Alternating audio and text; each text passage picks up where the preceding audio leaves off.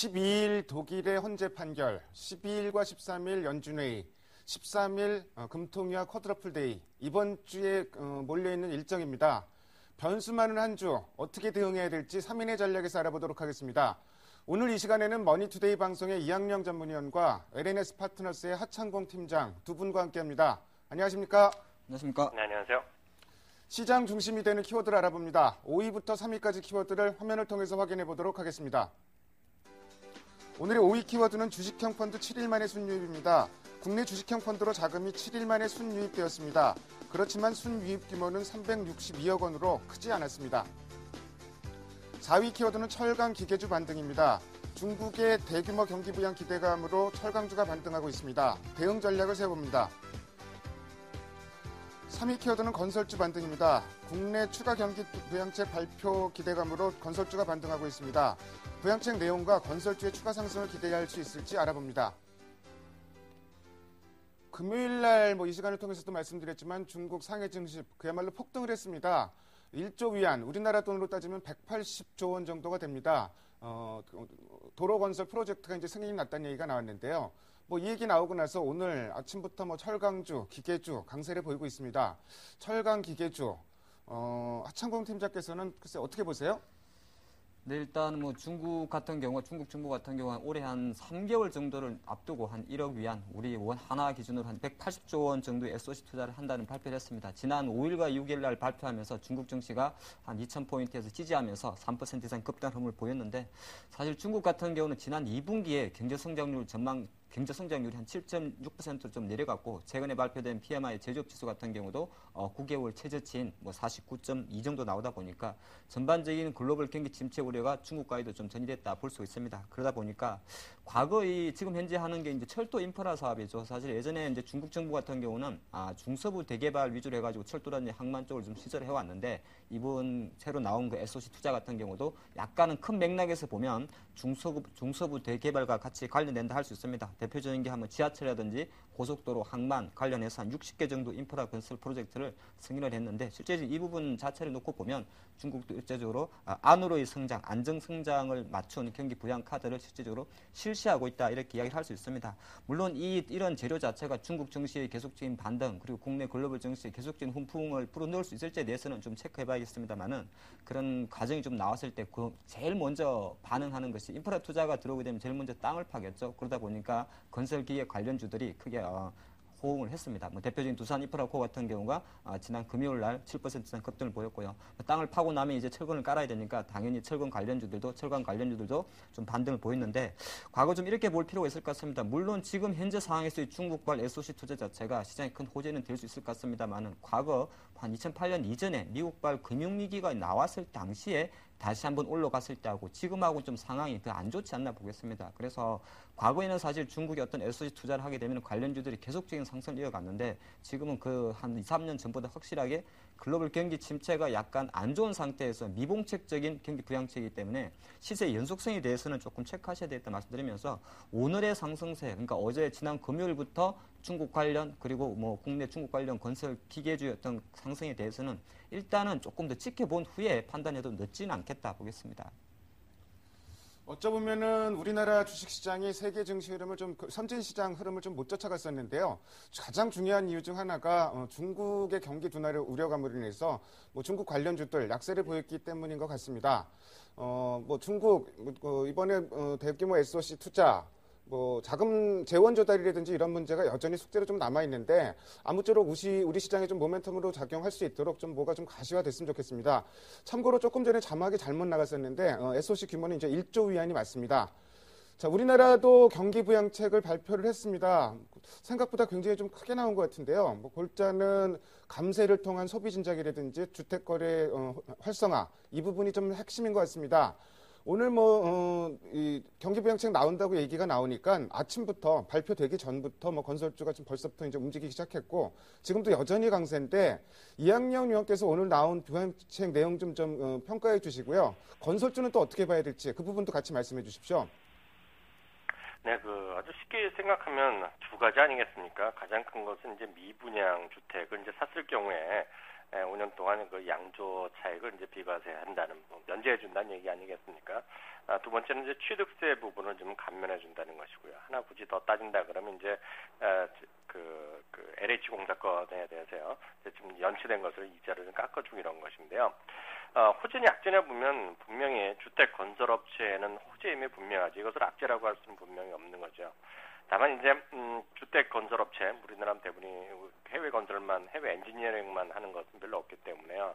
주택 건설업체가 다수일 텐데요. 주택 건설업체가 본격적으로 주가가 올라가는 것은 예를 들어서 수주를 많이 했다 이런 거 갖고는 뭐 본격적인 펀더멘탈의 변화가 있을 수 없습니다. 해외 수주 뭐 좀 땄다 하더라도요 과거의 사례 그리고 정말 그게 잘 진행되느냐를 따져봐야기 때문에 그 상관관계가 그렇게 높지 않습니다. 단기적인 뉴스만 될 뿐이죠. 뭐냐면 결국은 우리나라 건설업체들이 올라가기 위해서는요 너무나 단순합니다. 아파트 가격이 올라가면 되는데요. 아파트 가격이 올라간다는 소식이 들린 다음에 사는 것이 정석이라고 봅니다.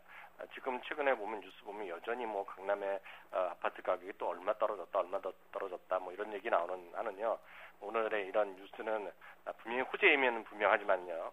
그들 회사의 장기적으로 어떻게 될지 모르겠지만 현실적으로 주가가 올라가기에는 앞으로 따질 것이 워낙 많다는 생각 갖고 있습니다.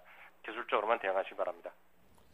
글쎄 뭐 경기 부양책 시장 전체의 반응은 그렇게 좀 크진 않은 것 같습니다. 특히 뭐 자동차 관련해서도 뭐 한편 받아들이기에 따라서는 호재가 될 수 있는데 자동차 주식도 별 움직임이 없는 것 같고요. 건설주 글쎄 뭐 주택거래 활성화에는 부분적으로 좀 일조가 될 것 같은데 역시 뭐 건설주가 올라가기 위해서는 업황 회복이 좀 우선이 돼야 될 것 같습니다. 다음으로 오늘의 2위 키워드를 화면을 통해서 확인해 보도록 하겠습니다. 오늘의 2위 키워드는 미국 고용지표 부진입니다. 미국 고용지표 비농업 부문 취업자 수 나쁠 거로 예상을 했었는데 나쁠 거보다 더 나빴다. 그러니까 상당히 좀 실망스럽게 나왔다고 보면 될 것 같습니다. 실업률이 낮아졌는데 구직 포기자가 늘어났기 때문에 오히려 반대로 해석을 해야 한다. 이런 시각이 좀 지배적인 것 같고요. 자, 미국 지표들 최근 들어서는 좀 잘 나왔었습니다. 이 고용지표만 해도 주간 신규 실업급여 신청 건수도 좀 줄어들었고, 그리고 ADP 민간 보고서도 좋았는데 민간 고용도 생각보다 좋게 나왔었는데 정작 고용 보고서가 나쁘게 나오면서 여전히 고용 시장은 좀 불안한 게 아닌가 좀 이런 생각이 드는데요. 또 이번 주에 미국의 연준회의를 앞두고 있습니다. 이학년 위원께서 좀 관련 내용 정리해 주십시오. 네, 간단하게 보겠습니다. 12만 개의 일자리 정도가 예상이 됐었는데요. 9만 6천 개 정도 늘어났기 때문에요. 전달에 비해서는 뭐 7만 개 정도가 줄어들었습니다. 그렇기 때문에 실제로 분명히 악재입니다. 다만 오히려 이런 악재가요. FOMC 회의에서의 추가 양적 완화에 대한 결정에 대한 기대감을 높인 것은 분명히 사실입니다. 골드만삭스가 지난주 초반, 중반까지만 하더라도요. 이번에 양적 완화 발표할 가능성은 거의 없다고 얘기했는데요. 분위기가 좀 바뀌었습니다. 5대5 이상, 즉 50% 이상의 확률로 양적 완화를 발표할 가능성이 크다고 얘기하고 있고요. 블랙베이 그룹 같은 경우도 유명한 투자 전문 회사인데 여기도 마찬가지입니다. 정말 처참할 정도로 지표가 좋지 않게 나왔다고 했는데요. 문제는 이런 것들이 3차 양적 완화를 바라는 그리고 그렇게 주장했던 연준이 투표권이 있는 사람들한테는 분명히 힘이 될 것이라는 것입니다.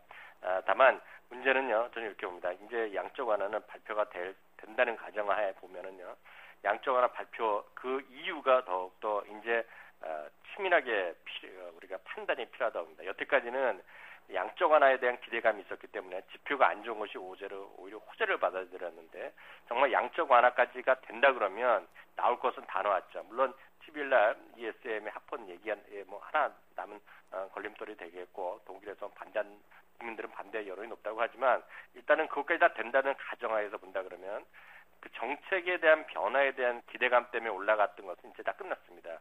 이제는 모든 정책이 나올 만한 것이 나왔기 때문에 이제는 펀더멘털이 분명히 바뀌게 됩니다. 이제 상황이 180도 바뀌는 거죠. 일자리도 늘어나야 되고요.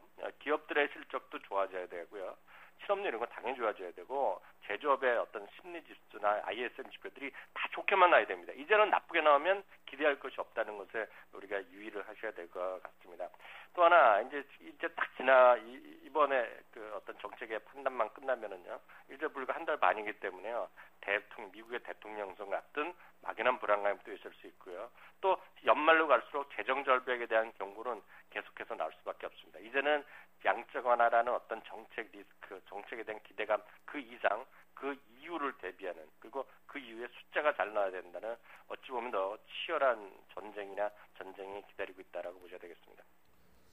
사실 뭐 이번 연준회의에서 양적 완화가 카드를 꺼낼지 안 꺼낼지 뭐 제가 예측하기는, 우리가 여기서 예측하기는 거의 뭐 불가능할 것 같은데요. 이학년 의원 말씀을 들어보니 뭐 양적 완화를 만약에 꺼냈을 때 그 이후의 상황도 한 번쯤 생각을 해봐야 될 것 같습니다. 만약에 양적 완화가 이번에 언급이 되면은 더 이상 꺼낼 카드가 사실은 거의 없다는 얘기인데, 어쩌면은 그 부분이 적극적인 양적 완화를 조금은 저해하는, 지연시키는 요인으로 작용하고 있는 것도 같습니다. 자, 하창봉 팀장께는 아까도 중국 얘기 여쭤봤는데 중국 얘기 좀 여쭤볼게요. 중국은 한번 춘절도 그렇고 중추절도 그렇고 쉬면은 아주 오래 쉽니다. 이번에 국경절까지 껴있으면서 9일 연휴라고 얘기를 하는데, 네. 그렇다 보니 이제 뭐 중국 관광객들도 좀 많이 찾을 것 같고, 중국의 연휴 관련해서 뭐 수혜가 기대되는 그 업종이나 종목들 있을 것 같은데요. 어떤 종목들 좀 보면 될까요? 네, 역시 그 대륙에 사는 사람들이라 그런지 통은 큰 것 같습니다. 놀 때 화끈하게 노는 것 같습니다. 이번에 보니까 뭐 중추절 연휴가 9월 29일부터 10월 1일까지, 또 국경절 연휴가 10월 1일부터 7일까지니까 한 일주일 이상 그 열흘 정도를 확실하게 놀아준다 보겠습니다. 중국 사람들이 많이 놀면 우리나라는 좋겠죠. 그래서 사실 보면은 중국이 어떤 이렇게 중추절이라든지 이런 거 했을 때 뭐 중국 관련 내수 관련주에 많이 주목을 하는데, 중국은 크게 4개의 명절이 있다 그럽니다. 뭐 1월 1일 춘절부터 뭐 청명절, 단오절, 중추절인데, 중국 국가 기준으로 보면은 사실 춘절이 가장 크다 그러고요. 우리나라의 설날이 되겠죠. 근데 중추절, 이제 추석 같은 경우는 실제적으로는 순위는 조금 날리는데, 또 뭐 중국 조사청 발표에 의하면은 또 오히려 이동이 많다 그럽니다. 그래서 소비가 좀 중국이 소비 측면에서 봤을 때는 중추절도 사실 크다, 그런 이야기 나오고 있고요. 아무래도 이제 그 중국 이렇게 연휴가 나오게 되면 과연 중국 관광객이 한국에 얼마나 들어오냐, 몇 명이나 들어오냐를 가지고 어떤 수혜 업종의 종목을 어떤 분석을 할 것인데, 최근 발표된 한국관광공사 자료에 따르면은 7월달 같은 경우가 전월 대비해서 한 7% 증가한 98만 명 정도 들어온다고 합니다. 그렇게 봤을 때는 단순 계산을 봤을 때도 이번 중추절 기준해서 9월 정도에는 100만 명이 넘어갈 수 있지 않겠냐, 그렇게 보겠고요. 아무래도 최근에 이제 그 중국 관광객이 일본 관광객보다 조금 더 많은 그 어떤 퍼센테이지를 주는 이유는 어떤 소비액에 좀 판단이 되는데요. 글쎄요, 어떤 그 데이터의 신뢰성에 대해서는 조금 의문이 듭니다만은, 중국 관광객이 한국에 들어오면 보통 200만 원 정도 쓴다고 합니다. 그래서 일본 관광객보다 많이 쓴다고 하는데, 물론 뭐 그 수치는 제가 확인 안 했기 때문에 모르겠습니다만, 내용적인 단순하게 생각해도 아무래도 중국 관광객 같은 경우는 조금 더 일본보다는 통이 크지 않을까. 그리고 가장 많이 수혜를 받는 거는 뭐 명동 가서 쇼핑하는 게 중요한 게 아니고요. 가장 크게 보는 것은 바로 VIP 고객들입니다. 과연 VIP 고객들이 돈을 가장 많이 쓰는 것은 바로 면세점과 카지노가 되겠죠. 물론 뭐 중국 관광객들이 굳이 한국에 카지노 하러 오지는 않습니다. 보통 마카오로 많이 빠지는데, 그래도 한국에 오면 아무래도 뭐 다른 부수적인 요인 때문에 호텔 면세점과 카지노 관련주에 가장 주목할 필요가 있다 말씀드리겠습니다. 그렇게 봤을 때는 종목으로 보면 사실 뭐 호텔 그러면 호텔 신라가 있을 것 같고요. 카지노 관련주 같은 경우는 뭐 파라다이스나 한국관광공사에서 하고 있는 뭐 GK 같은 종목이 있는데, 탑픽 종목으로 뽑으라 그러면 숙박 쪽에서는 호텔 신라, 그리고 카지노 쪽에서는 파라다이스지 않나 싶습니다. 근데 한 가지 조금 그 투자 팁으로 말씀드리면, 현재 지금 호텔 신라와 파라다이스는 실적이라든지 협에서는 조금 고평가 영역이 있습니다. 제가 판단해 볼 때 현재 호텔 신라 같은 경우는 포하고 20에 육박하고 있고요. 파라다이스 같은 경우도 워낙 8월 이후에 단기 쏠림 현상이 강했기 때문에 상당히 좀 고평가 영역에 있습니다. 그래서 투자하는 관점에서는 두 개의 종목 조금 말씀드리면, 호텔 신라 같은 경우는 한 5만 1,000원 전후에서 좀 공략해 보는 게 어떨까 싶고요. 지금 주가보다 조금 낮은 가격이 될 것 같습니다. 그리고 파라다이스 같은 경우는 오늘도 한 16,100원 정도 있는데, 현재 상태의 파라다이스 주가가 이런 중국 중추절의 어떤 그 기대감을 묻어 있지 않나 봅니다. 그래서 추격 매수보다는 다시 한번 15,000원까지 기다렸다가 접근하는 것이 좀 나을 것 같습니다. 아무쪼록 뭐 중국 관광객들 이번에 좀 많이 몰려왔으면 좋겠고요. 근데 이제 뭐 관심 업종으로는 호텔과 이제 그 면세점, 그리고 이제 카지노 정도를 꼽아주셨는데, 뭐 호텔 신라, 파라다이스 이미 좀 많이 올라 있긴 합니다. 그렇기 때문에 여기서 뭐 공격적으로 매매하는 것보다는 조금 기다렸다가 매매를 하자, 뭐 이런 그 조언도 해주셨습니다. 다음으로 오늘의 1위 키워드를 화면을 통해서 확인해 보도록 하겠습니다. 오늘의 1위 키워드는 숨고르기입니다. 시장이 8월 말로 원위치됐는데 이런 흐름이 좀 오래 갈 것 같지는 않습니다. 이번 주만 해도 워낙 여러 가지 변수들이 굉장히 많기 때문에 시장은 들쭉날쭉 막 움직일 가능성도 있고 방향성이 위쪽이면 더할 나위 없을 것 같습니다. 우선 외부 변수도 많은데 우리 시장도 이번 주에 쿼드러플이 있습니다. 최근에 웩더덕 현상이 굉장히 좀 강하게 나타났었는데 이 쿼드러플 데이에는 시장이 어떻게 움직일지 또 이제 그날 금통위도 예정이 돼 있는데 하창봉 팀장께서 이 두 변수 좀 짚어주시고요. 그리고 대응 전략도 말씀해 주십시오. 네, 국내 내부적으로 보면 이벤트 중에서 이제 목요일 날 몰려 있습니다. 금융통화위원회 금리 발표와 이제 4달 만에 찾아오는 3달 만에 찾아오죠.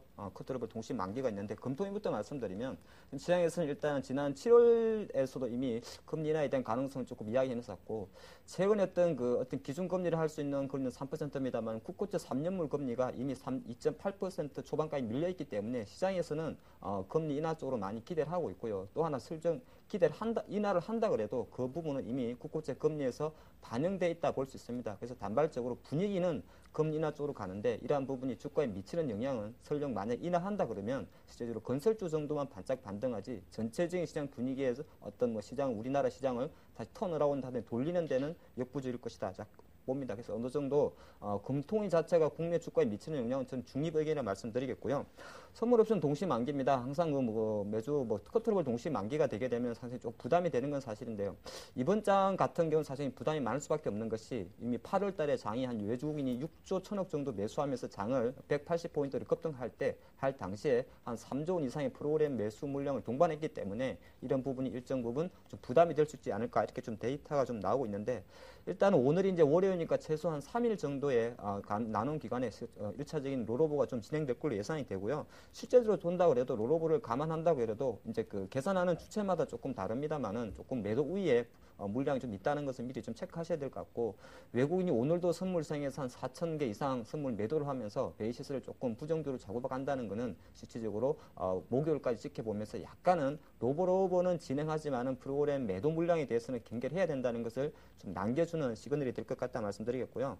지수 같은 경우는 사실 오늘 조금 쉬고 있는데 아마 이번 주는 독일이라든지 미국을 기다리는 어떤 관망심리 버냉키가 던져준 바톤 터치를 과연 독일의 ESM 그리고 미국의 FMC가 어떻게 지켜줄지에 대한 관망세가 있기 때문에 종합주가지수 한 1920포인트에 위치하고 있는 21선 선에서 약간 외국인도 기관도 관망할 것이라 보기 때문에 전반적으로 최소한 목요일까지는 아무래도 프로그램 영향권이 있기 때문에 대형주들은 조금은 시세 탄력성이 둔화될 수 있지 않을까 그렇게 보겠습니다. 쿼드러플 데이 어떻게 움직일지 예상은 못하는데 일단 매물 부담이 있는 건 사실이고 근데 우리나라 쿼드러플 데이하고 해외 일정들이 겹쳐 있기 때문에 글쎄 어떻게 움직일지는 전혀 예상하기 힘들 것 같습니다. 금통위 같은 경우는 지난달 잇따라 2달 연속 금리 인하가 좀 어렵다는 시각이 지배적이었는데 그렇기 때문에 이번에는 금리 인하 가능성은 좀 높은 것 같고요. 근데 그 2달 전 금리를 인하했을 때 오히려 시장에는 그날 좀 부담으로 작용했던 점, 이 점도 조금 한 번은 다시 기억할 필요가 있을 것 같습니다. 오늘 아침에 각 증권사 데일리를 읽다 보니 유동성 장세라는 얘기가 조금씩 언급이 되기 시작합니다. 근데 무제한 국채 매입, 근데 불태화를 전제로 하기 때문에 유동성 공급 얘기는 조금 거리가 먼 것 같고요. 3차 양자 권한을 벌써 염두에 둔 시각인지는 모르겠는데, 자, 이런 유동성 장세에 대한 시각, 이학년 의원께서는 어떻게 보세요? 네, 저는 국내 우리나라 주시장에서 유동성 장세에 대한 기대감은 약간은 섣부르다라는 생각을 좀 갖고 있습니다. 물론 가능할 수 있겠죠. 가능하다 그러면 그것은 외국인에 의한 유동성 장세, 금년 상반기 초반 1, 4분기에 있었던 것이 전형적인 외국인만의 유동성 장세인데요.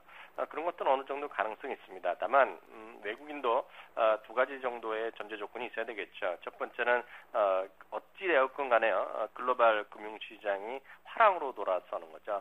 그것이 3차 양적 완화 됐건 뭐가 됐건 간에 어떤 이유로 됐건 간에 거기서 글로벌 시장이 좋아져야 되고요. 거기에 따라서 미국의 추가적인 상승세, 그러면서 외국인이 우리나라에도 좀 사는 그런 전제 조건이 좀 있어야 되는 거죠. 우리나라만의 어떤 유동성 장세는 저는 개인적으로는 거의 불가능하다 보고 있습니다. 특히 투신이라도 좀 해야 되는데 투신은 오늘도 많이 좀 팔고 있는데요. 투신은 최근에 한 달 정도 보면 1900에서 위로 아래로 극명하게 차이가 납니다. 뭐 7일 만에 돈이 좀 들어왔지만은요, 1900 이상의 그 아래로 갔을 때 좀 돈이 좀 들어오는 모습을 보이는 것이고요.